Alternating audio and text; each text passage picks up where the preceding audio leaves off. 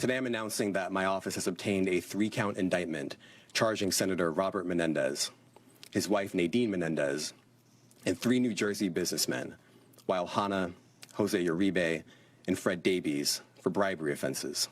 The indictment alleges that between 2018 and 2022, Senator Menendez, the senior U.S. Senator from New Jersey and the chairman of the Senate Foreign Relations Committee, and his wife Nadine Menendez, engaged in a corrupt relationship with Hannah, Uribe, and Davies.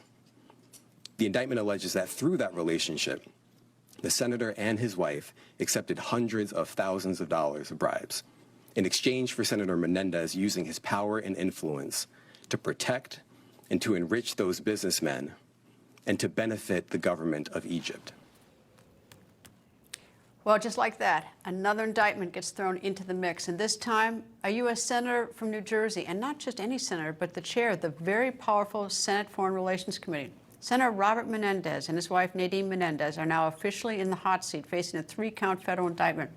It was a surprise to most of us, but they had to have known it was coming, because in June of 2022, FBI agents executed a search warrant of the Menendez, New Jersey home.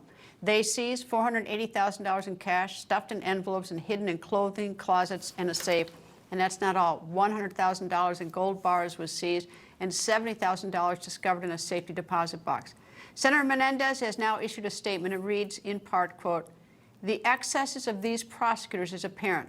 They have misrepresented the normal work of a congressional office. On top of that, not content with making false claims against me, they have attacked my wife for the long-standing friendship she had before she and I even met." End of quote. And tonight, New Jersey Democratic Governor Phil Murphy is calling on Senator Menendez to resign. Meanwhile, Senate Majority Leader and also a Democrat, Chuck Schumer, issued a statement calling Senator Menendez a, quote, "dedicated public servant." In that statement, Leader Schumer also announced Senator Menendez will temporarily step down from his position as chair of the Foreign Relations Committee until this matter is resolved. Senator Menendez, along with his wife and the 3 other businessmen, are scheduled to be arraigned in federal court in New York next Wednesday on September 27th. By the way, this is not the first time Senator Menendez has been indicted and gone to trial. He was not convicted at that trial. Senior Correspondent John Huddy has more. John?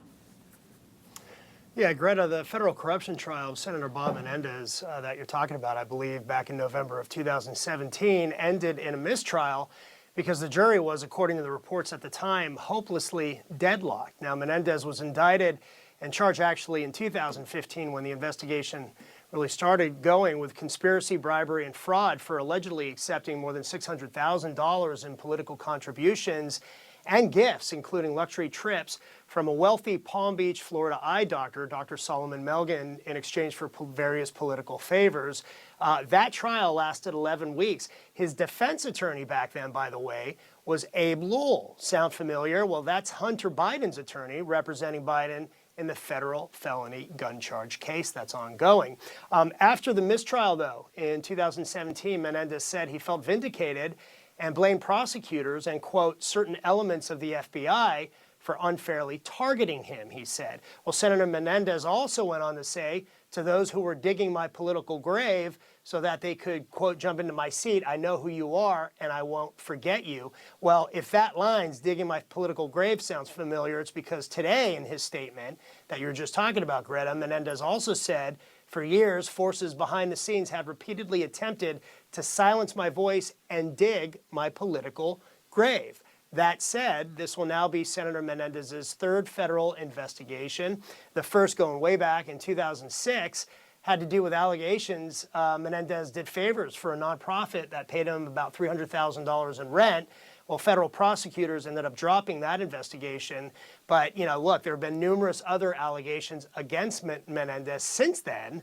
I remember even talking to him, interviewing him about some of them back in 2008. And then in 2010, when he gave me a plaque for an event in Jersey City that I was hosting.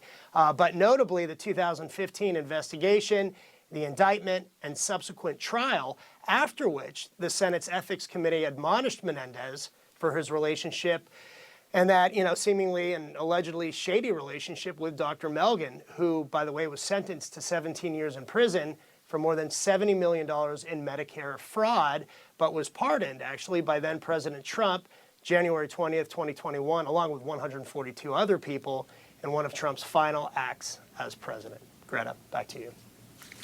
John Huddy, thank you. Former federal prosecutor and former assistant DA in Cobb County, Georgia, Francey Hakes, and former assistant United States attorney for the Eastern District of Virginia, Jonathan Fahey, join me. I want to say at the outset, because I know most people, having heard about this indictment, he is presumed innocent at this point. This is one-sided. This is merely an indictment. It's the prosecution's side of this. And he had no witnesses in the grand jury. He didn't cross-examine anybody, and I don't care what the indictment says, because it reads horribly like every indictment does. Francey, your thoughts?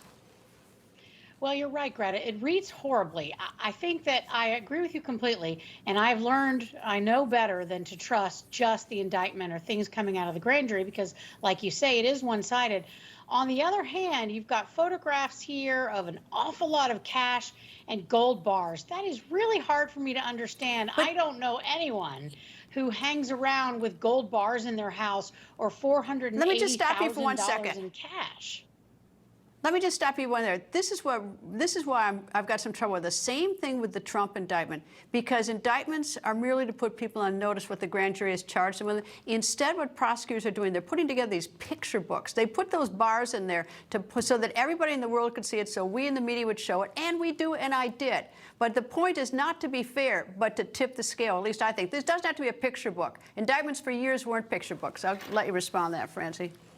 No, you're right about that. And I don't recall very many, if any, cases where I had photographs or evidence in the indictment. In fact, what prosecutors generally try to do is indict a case in as general terms as possible so that whatever evidence you do have or whatever you might recover after the indictment still fits into the indictment. That's obviously not what they've done here.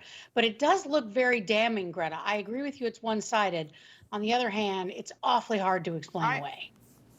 No, I agree. Just reading it, I feel the same way. But I also, I also know the constitutions. I've seen trials, and I'm going to give him the same presumption of innocence that I do others, even with just a terrible indictment like this. Jonathan, your thoughts? Yeah, I agree with both you and Francey that, the prosecutor isn't supposed to be trying the case in the media or anything else. But the fact of, assuming these are facts of the case, they are very damning because, as Francey said, what's the explanation for gold bars? I've never even seen them other than like a James Bond movie or something like that. So things like that, large amounts of cash really do a defendant in. If I'm a prosecutor and I can hold up a gold bar in an opening statement or a big wad of cash, I feel like I'm halfway home because, Let me give